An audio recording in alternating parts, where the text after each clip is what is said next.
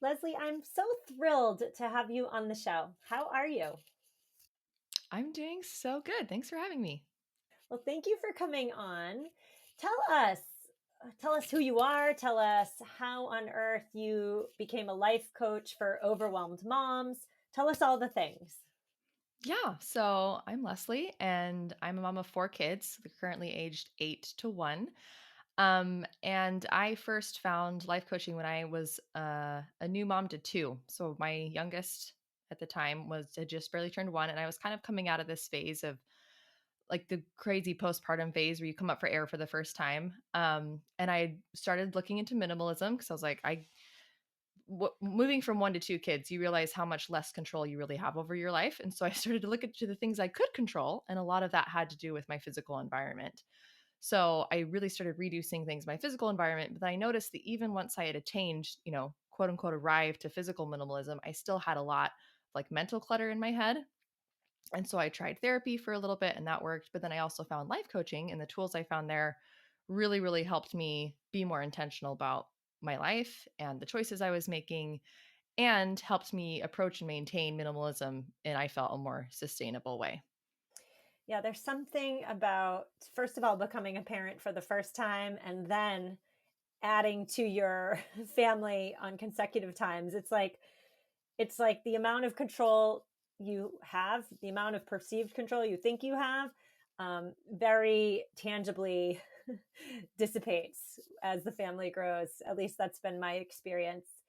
Today, we're talking about rage decluttering. And let's just all get on the same page before we start. What on earth is rage decluttering to you? So to me, I kind of define it as that moment, which it's going to sound very familiar because I experience it still very regularly. But I go back to this time. I have these memories of me as a kid, and my dad would come home from work or my mom would come home from something, and they'd just be kind of stressed, and they'd look around and be like, okay, look, that's it. Like, clearly, if you can't take care of your toys, you have too many. So we're just getting rid of all of them. And they'd like, very dramatically put them in a big box and like shove them in the other room, and all the kids would be crying, and they're like, no, if you want to earn them back, you can do this. Or like they're going to Goodwill. And most of the time they wouldn't actually follow through on that threat. But I remember in the moment thinking like, well, what, I'm a parent, I will never do that to my kids. And now 20 years later, I'm like, oh no, I know exactly why they made that threat. Like, totally makes sense when I look back. Like, they had had a stressful day, something made them upset. They wanted to feel like they were in control of their life again. And so the quickest thing they can control, like hard to control kids, easy to control your physical environment. And so they would just try to work around that. So when I think of rage decluttering, I think of decluttering or purging or operating within your physical space from a place of rage, anger, frustration. Mm, I'm totally hearing all of that. Rage decluttering happens when you're decluttering on emotion retroactively, right? You're overwhelmed, you're frustrated, you are at the end, the absolute last end of your rope, and you're retroactively trying to, number one, release these negative emotions that are likely swirling through. And number two, you're again trying to re exert some sense, some semblance of control over your home environment. But you argue that rage decluttering never works. And I want to know why, because in the moment, it can feel so darn good. Yeah, it definitely does. And it works in the sense that it gives you that release, right? So sometimes I compare it to like some eating unhealthy eating patterns. So in a similar way that when we binge and purge food, it's us trying to gain control, right? So we feel like stressed or anxious or upset. And so we binge the things, but then usually we overdo it, right? Because coming from a place of like a negative emotion, we don't make the best decisions. We're not operating with our highest self. So when we come down off of that high, we realize like, oh, actually, I kind of do need 2 pans, or like I kind of did need those extra pair of shoes. And then you have to like go out and shop for the stuff again, which gives you that little hit of dopamine, right? Like, oh, I got something new, and you bring it into your house, but then you might probably overdo it on that side too, because you feel a little bit of guilt for getting rid of too much. So maybe you pick up too much, and then you're back in that same cycle. So it feels like it works in the moment because you get that release, but long term, you're just feeding into the same consumerism cycle of feeling not enough, purchasing too much, and then feeling overwhelmed and getting rid of too much. As you're talking there, I'm thinking about my own impulses to rage declutter. And I don't have the impulse to rage declutter my own stuff because I take care of my own stuff and I have systems in place to organize it. And frankly, I don't have all that much to begin with. But it's the kids' stuff that gets me because they are too little, like slobs. There's no other way to put it. They don't take care of their stuff. They don't put it away no matter how much I nag, and they don't listen. So the rage decluttering impulse and urge is strong when it comes to their toys, their clothes, their trinkets, their rock collection, their shell collection, all these things that um, really do feel as though, they overtake our home. And you mentioned the after emotions, right? So we're acting on a place of emotion when we rage declutter. And that's why it's called rage declutter. That's the rage and rage declutter, right? But almost always, I would say, at least for me, the the emotions that come after. So there's like three stages. One is the impulse. Two is the action, the rage declutter. For me, it's like the impulse to walk around with a trash bag and just throw all the junk in it. And then three is what comes after. So usually in step two, when you're actually doing it, you feel really good. It's like an elephant is off your chest. You feel you can breathe again. Everything's right in the world. But then, at least for me, immediately after comes the guilt, the shame, the regret. And as a sustainable minimalist, it often comes when I think to myself, like, I identify as a sustainable minimalist, and now decluttered with rage. So what am I going to do with all this stuff? It's going into the trash can, right? Because I just threw stuff in a trash bag. That doesn't, there's a dissonance there, and dissonance always brings shame for most of us. And there's also the guilt too, especially when it comes to the kids' stuff, because this is their stuff, right? And if I was a better mom, I would be sitting with them and working through, what to do with this stuff. Especially older kids, like it's not a good look to just throw your kids' stuff in a trash bag.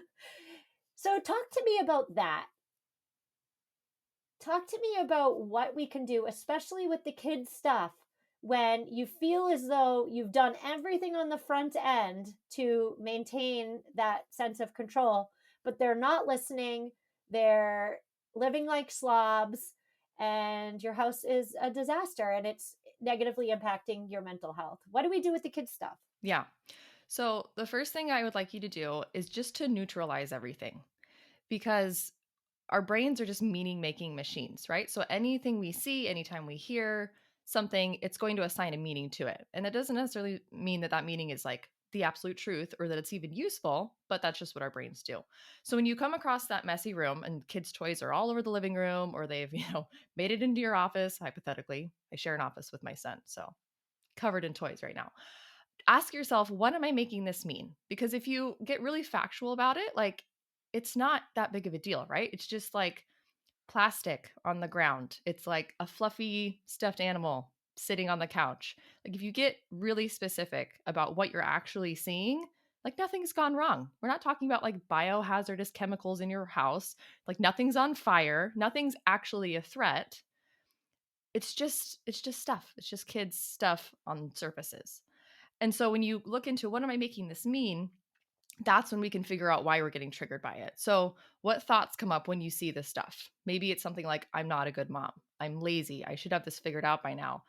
Am I the only one who can't do this? Like, everyone else seems to have their house picked up. Like, so and so down the street has more kids than I do, and her house never looks like this. So, it's not the stuff on the ground that's making you feel the guilt and shame, it's what you're making it mean. And once you get a little bit of awareness there, you can kind of take a step back and create some distance between the thoughts that your brain is feeding you and yourself, because we shouldn't believe everything our brain tells us. It's well meaning, it really is, but not everything that we think is useful. Can you walk me through an example of that? An example of maybe perhaps a time in which you felt the desire to rage declutter either your own things or your kids' things or common things. Um, and how would that drilling down of the why you felt like that, how would that work in real life? Can you walk us through an example? Yeah. So, and I do it a little bit differently every time. And it a lot of times depends on what my emotional capacity is, right? So if I walk into a room that's overwhelming me and I see the stuff everywhere and the kids are also probably running crazy at the same time, right? Because everything happens at once, then I'll kind of just take a deep breath and I'll take a step back. Sometimes physically creating some space between me and the scenario really helps. So I'll like whip up my camera. I used to do this a lot when my kids were very tiny and I wanted some like validation. I'm like, look at this crazy life that I have. And I just like pan the room with a video. Kids are screaming, like the oven timer's going off, just total chaos. And part of me wanted just to show that to my husband just for a little bit of validation, like, oh, how was your day, honey? Like this was mine. But once I finally got to that point where he was home, I'd usually, processed it. So it wasn't a big deal. But just giving that space for myself and kind of looking at my life from that third person perspective and to kind of see like, oh, like that, like this is not a big deal. Everyone's healthy, everyone's safe. And imagine yourself sort of just like hovering in the corner, like a fly on the wall, and just seeing everything happen. And at that point, like it's kind of humorous, right? Like still overwhelming, still ridiculous, but like kind of funny. So if you can give yourself a little bit of space, that really helps. And then like literally just panning the room and looking at everything and reminding your brain and realizing like there's not a threat here. Like we're safe, everyone's fine, it's okay. Another thing I like to do is leave, like go outside, remind myself that there is a world that exists outside my house. I think a lot of times, especially as women who are at home a lot, our house kind of becomes our world and we forget that there's stuff that exists outside of us. And thank goodness, right? Like there's a whole big, beautiful, incredible world out there. Our home is just such a tiny part of it. So getting yourself a little bit of perspective and realizing like this isn't the end of the world that I have a messy house. Hmm. I definitely want to talk about, getting out of the house with you later in this conversation, and specifically your three do's and your don't. But I must say, as you're talking there, I'm thinking about my rage decluttering urges with my kids' stuff. And as I'm trying to sit with, well, what's really coming up for me here? It's not the toys on the floor. Like, what is the deeper issue? I would say for me personally, it's two things. The first is, number one, when I see my children consistently ignore my directives, I think I internalize that as ignore my directives to clean up. I think I internalize that as like me not being a good enough mom. Like in my head, good kids pick up their stuff. I don't know. I could go through where did I get that? What happened to me in childhood to give me that thought? But that's what's actually going on deeper. And also, I think, too, simultaneous to that is the fact that I want to be, my aspirational self is, I want to be a mom who's like totally fine with toys all over the house. I want to be a laid back, cool, easy breezy mom, but I'm not. I'm just not. And so then I feel the guilt and shame because these toys, which are on the floor, which, like you said, are not that big of a deal in the grand scheme of life, they do bother me, even though I don't want them to. So that's a lot there. And that's something I need to discuss probably with my therapist.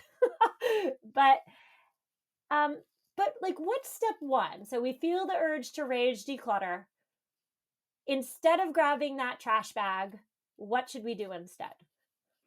Yeah. So if you're already at the point that you're at, which is where you have that awareness of what the thought actually is, that is the first step. That's huge. Being able to know like, okay, I don't think this is from the actual stuff.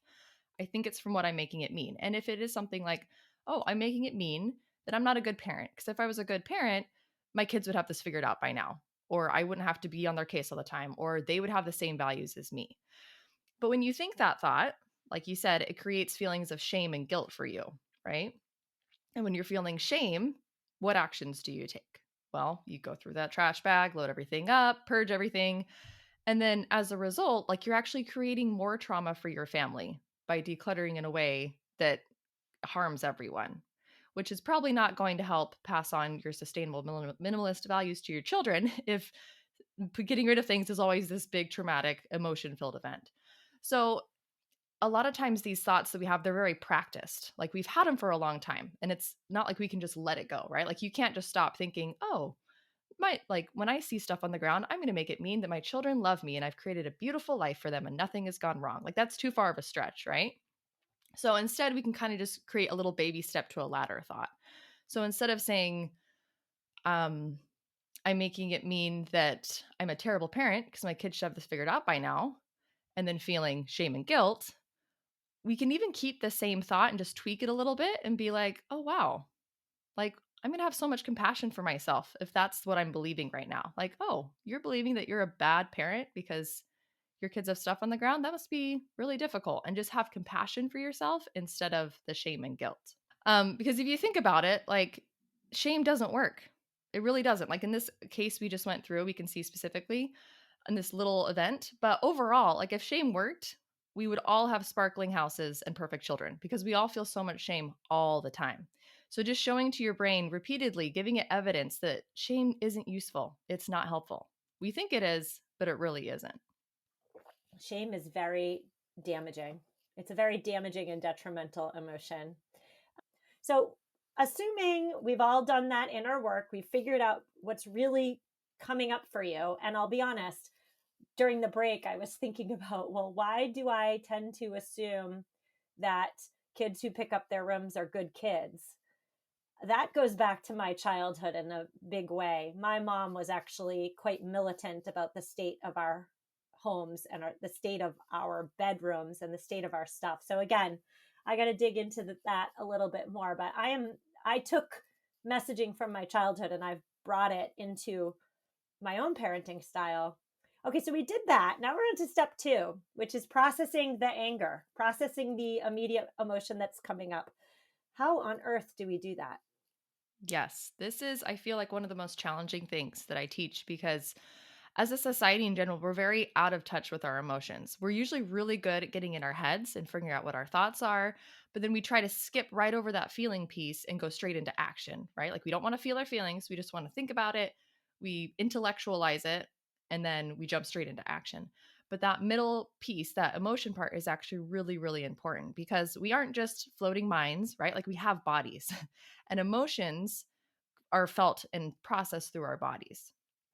So it's going to feel weird. It's going to feel like kind of woo woo and kind of like uncomfortable for a lot of us, especially if we're generally very intellectual people. But it's really important that we process that anger in our bodies. So we're talking about anger. This works with any emotion, but we'll talk about anger today. So anger feels very powerful, right? And that's what we're after, especially in these situations. We want our control back. We want to feel empowered. So what we can do is harness that energy from anger, and instead of going in a negative direction with it, acting out in negative ways, we can just shift it a little bit into a more positive, empowering direction. So, well, I guess before we even do that though, get really familiar with what anger feels like in your body. For some people, like their face gets really hot, their ears get hot. For other people, their throat gets kind of tight. For some people, their fingers get a little bit tingly and they feel like this energy in their core. So just think about, what does anger feel like for you, and identify that and just feel it. And you can practice it when you're not in the moment too. So you can create some space, maybe as part of your morning routine or evening routine, or some time where you have space to yourself, and really get into your body and ask yourself, what does anger feel like? So once you have that in place, then we can take that energy and kind of move it into a more positive direction. So tell yourself, this is just an emotion that my body's producing and it can't hurt me. It's like nothing's gone wrong. It's literally my body creating this emotion. And my body's perfectly equipped to feel and process it because it's just hormones and chemicals and signals and energy going through my body. And it's just part of being a human. There's nothing to be ashamed of. There's nothing wrong with anger. It's just an emotion like every other one. And then once we've kind of shifted that energy, once we've identified it and decided we're going to go in a positive direction, then we can kind of take some of those actions that we talked about earlier. So getting some distance between yourself and the situation, taking a picture or a video clip. Another way that I like to process anger is when I feel myself about to yell to my kids, I'll sing it, or I'll like just say it obnoxiously in a weird, loud way instead. And they think it's hilarious. They just laugh. I get to let off some of that steam, and it doesn't come across as basically, being verbally really harsh with my kids. Like if you notice, children are amazing at this. Children are so good at feeling their feelings. Like they have no guards, no boundaries. They will just feel all the things in whatever order they need to feel them. So I notice, especially my toddler, she can flip from crying to laughing so fast when she's mad. And she doesn't feel shame about it. She just she does it. But like yelling or crying releases anger in the same way that laughing does. So getting like creating noise and moving your body around, you can do it through screaming or yelling. You can also do it through laughter or singing. So you can shift into one of those instead. And I personally am a big music person, so I use music to facilitate this a lot. I actually have like a rampage playlist on Spotify that I'll listen to. Sometimes I'll do it in my house. Other times I'll go into my car and I'll do a nice little, angry drive, not actually angry driving, but, just listening to loud music as I'm driving around, singing, crying, yelling, processing some of that anger before I try to go and address the mess. Okay, so many good tips there, Leslie. I must say that when it comes to all the negative emotions, anger is my default.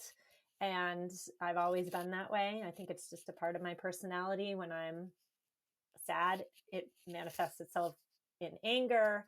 When I'm whatever, anger is always the first line of defense for me. And I, to be completely honest, I like anger because anger gives me that jolt of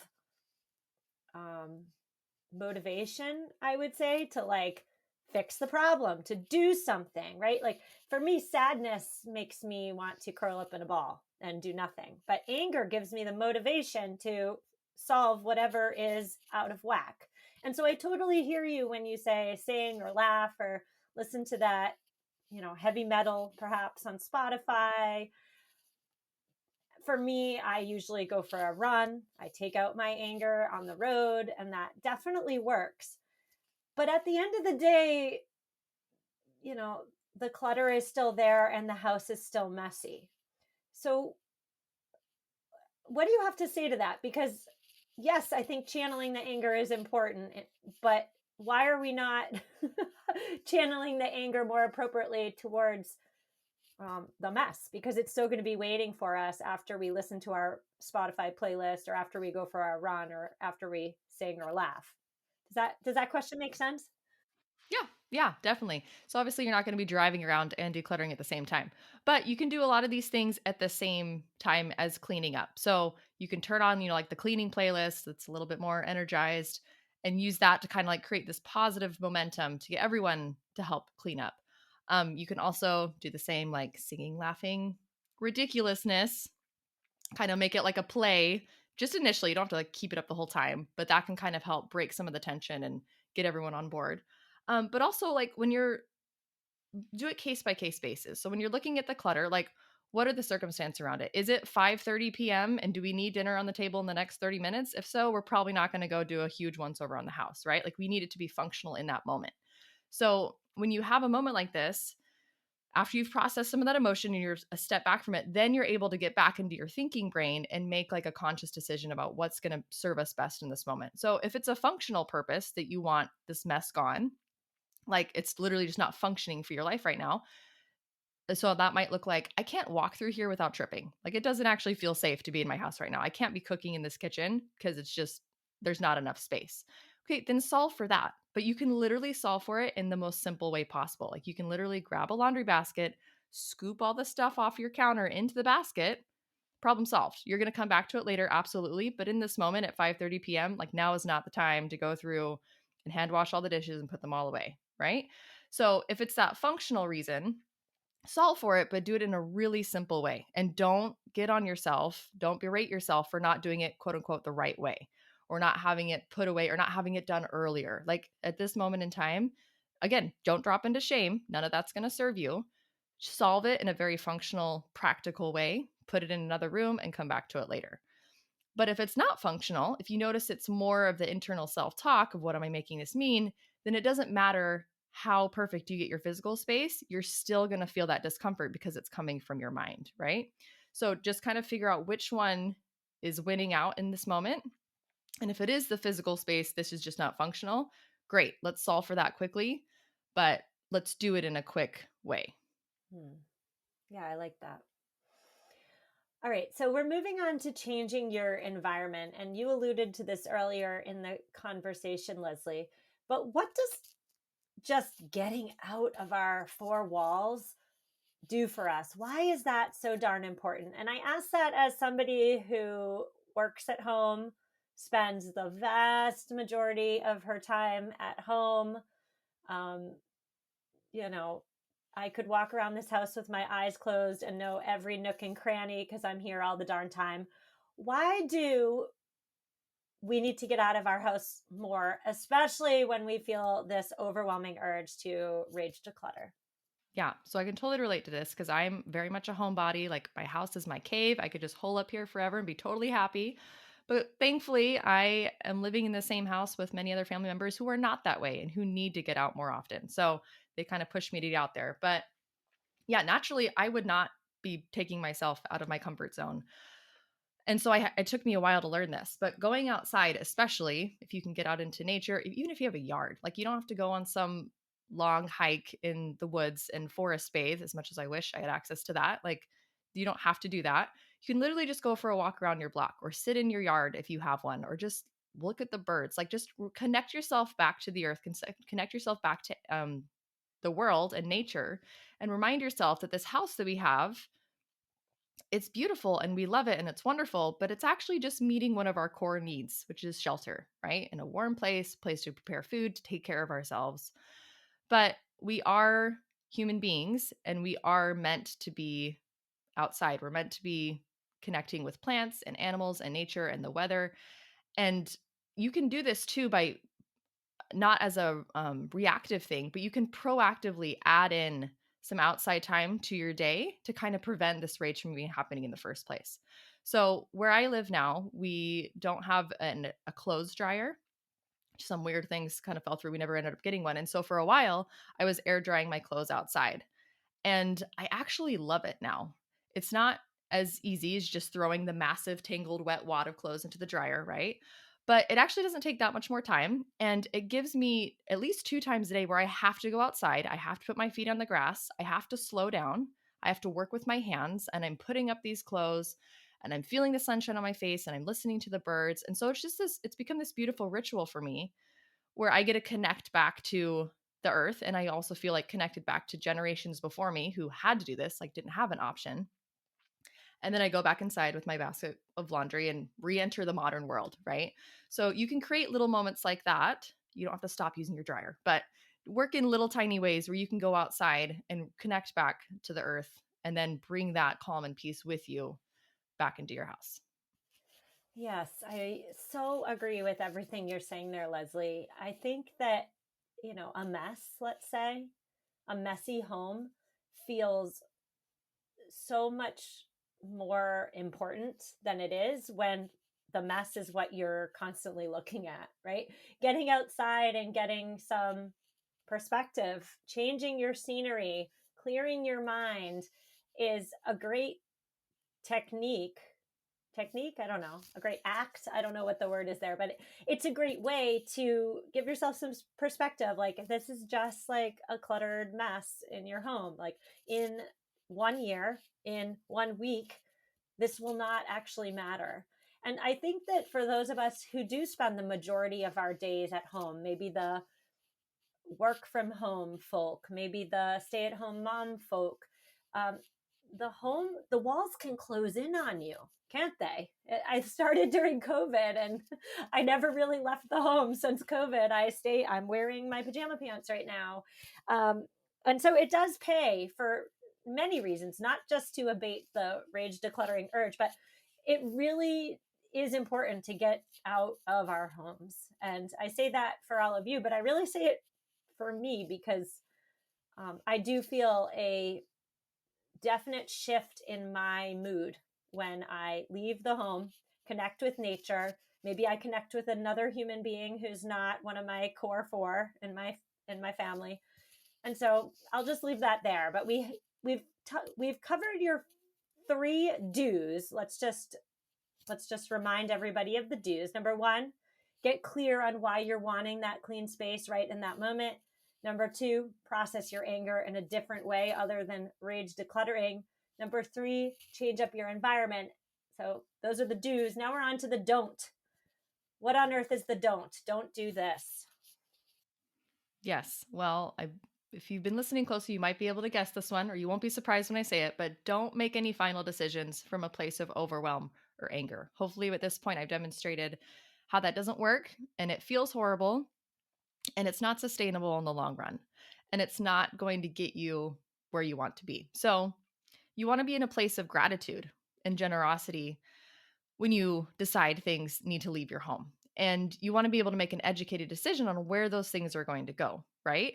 But you can't access that higher educated intellectual side of your brain when you're in anger and shame and guilt and in those negative emotions. Because when you're in those negative emotions, you're just going to be trying to cover those up and solve for them as quickly as possible. So if you do feel like you have a need to get the stuff out of your house when you're upset, do that, but don't get it all the way out of your house. Like put it in a garage or put it in a closet or put it somewhere out of the normal line of living, but then just let it sit there for a while and just kind of sit on your decision. By the next morning, you may be like, no, actually, we need that. Pull the stuff out.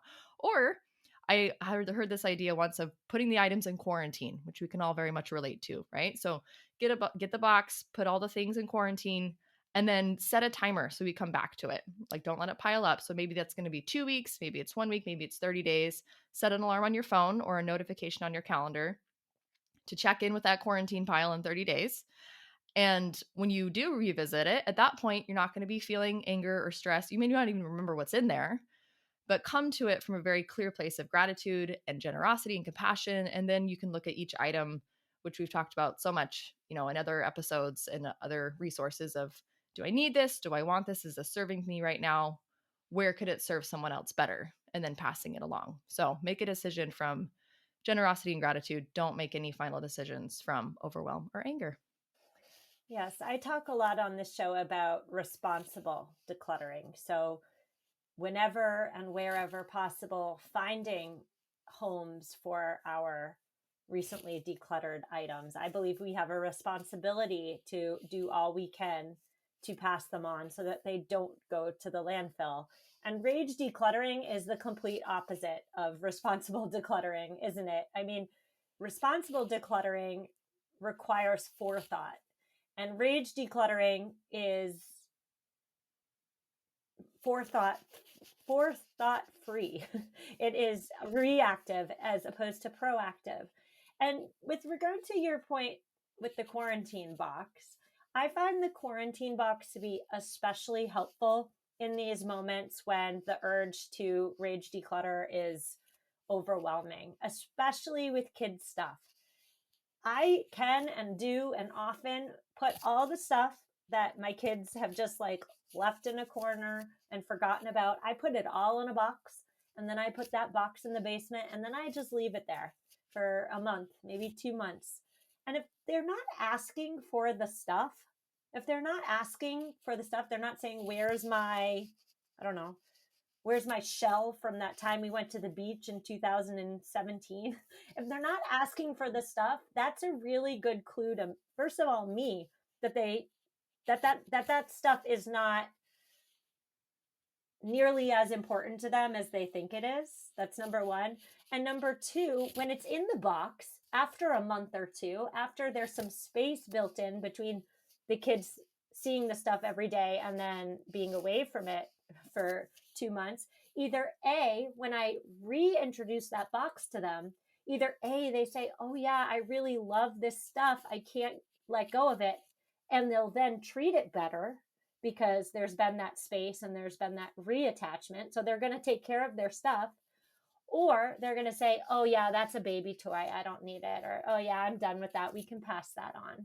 And so I do think that the quarantine box is so helpful for all of us in so many situations, our clothes, our shoes, our kids' stuff, because the quarantine box gives you that space needed, that pause. The quarantine box is the pause so that you make better decisions, and not retroactive ones. Would you agree with that?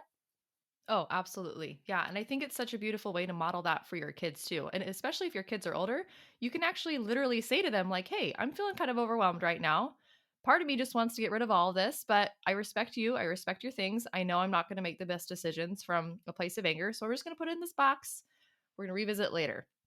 And especially for older kids, that's such a great way to show them, oh, look, mom feels anger too. And mom feels overwhelmed sometimes too. And this is how she manages it. So you're really, when you become a safe place for your own anger, you become a safe place for every emotion for yourself, but you also become a safe place for your kids' emotions, which is huge. Because if they feel like they're safe to express any emotions with you, then they're going to be able to gain tools and learn methods to process those emotions so much faster than if the message is sent that we can't feel anger in our home or we can't feel overwhelmed. Like, it's not okay. So this is just one little tiny way that that is demonstrated, but I think it's a beautiful way to model some of that emotional maturity to your kids. Yes.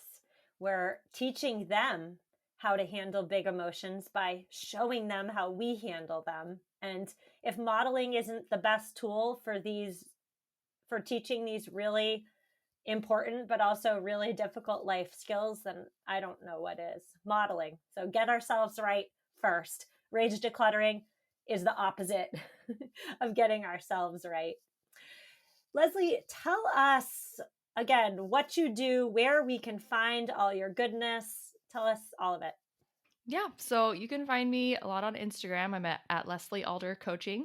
I also have a website, lesliealder.com, and I work with one on one clients through private coaching, and I help them, mostly moms, get rid of the physical and mental declutter that they have in their motherhood so that they can stop spending time maintaining their life and actually go out and enjoy it and live it and be present with their kids and gain some of those tools that we talked about today to process their emotions and become more emotionally mature.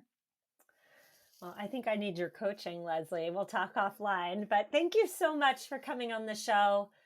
I learned a lot about myself, which I didn't think was going to happen, and I hope my listeners did as well. So thank you so much. Thank you.